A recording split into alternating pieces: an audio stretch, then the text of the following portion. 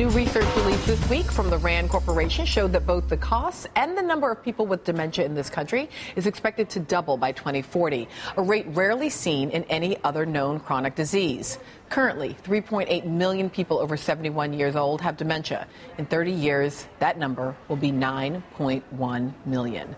Behind this staggering prediction is the concern that with an aging baby boom generation, this country is wholly unprepared for the cost and resources needed to care for this population. So it feels to me like certainly the economics and jobs are part of it, but that the other piece of it is a concern with human health, particularly of the baby boomer generation. What can we know from the brain, and what do we already know about issues like Alzheimer's, dementia? Well, there's a long study going on in Baltimore, for example, for many decades, longitudinal study of aging using currently brain imaging techniques as well. So we are developing these basic knowledge about what causes the disease. But one of the important points is that we don't really know. And there is need for basic research. And that's kind of what this initiative is about. But it's also important to keep in mind that people have been doing this basic research for a while. Sustaining that, I think the president said, a sustained effort. There should be emphasis on that. The effort that has been going on already and sustaining it into the future.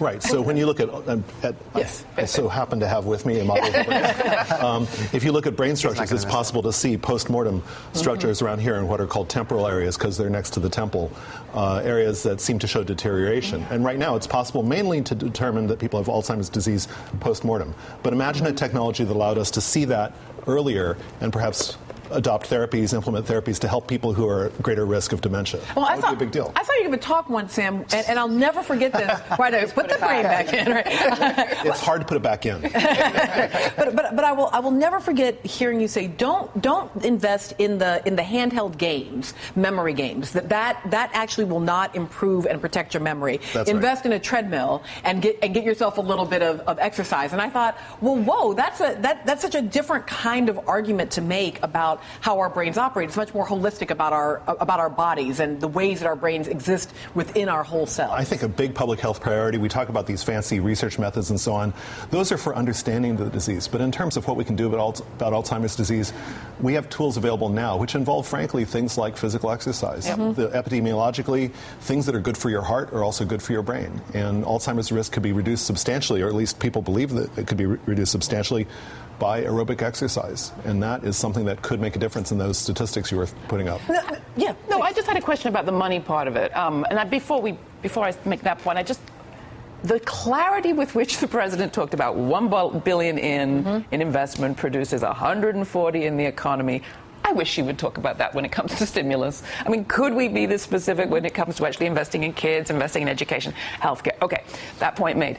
My question is about his ask. Why do we think the money that we're all talking about today is just this $100 million?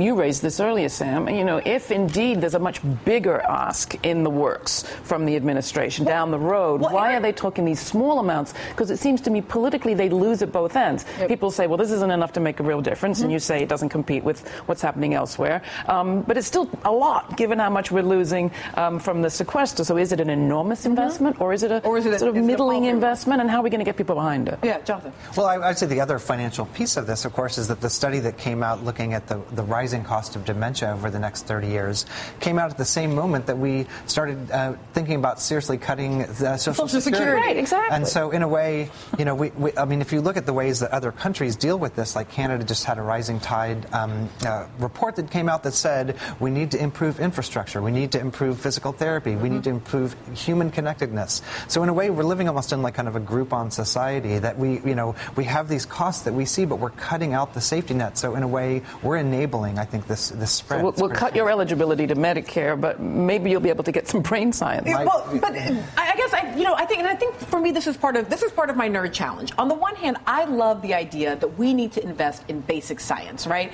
And there's of course that whole shrimp on a treadmill drama that occurred at one point because someone was doing basic science around how shrimp responded. So they had these images of shrimp on a treadmill, and this was like emblematic of science gone wrong, of us spending all of these government dollars on something that is ridiculous. But in fact, that's kind of the nature of science, is a lot of times you're doing these small, tiny, seemingly irrelevant things that have huge And the shrimp got less dementia. implications. That's great. How about the Great shrimp? video, no matter But what. one of the most important tools in mapping the brain is a fluorescent protein that came out of a jellyfish that's now endangered in Puget Sound in Washington. And that protein, green fluorescent protein, has gotten the Nobel Prize for its applications to biology, is the kind of tool that makes it possible to start imaging brain circuits in action. And these things may seem distant to our everyday concerns, but who do you want putting the shrimp on the treadmill? Yes. Do you want Congress doing that, or do you want scientists, nerds, with their glasses, saying, well, let's see how animals walk. Why don't we learn about walking? Exactly. And it turns out that shrimp are maybe not a bad way to do that. Right, and I think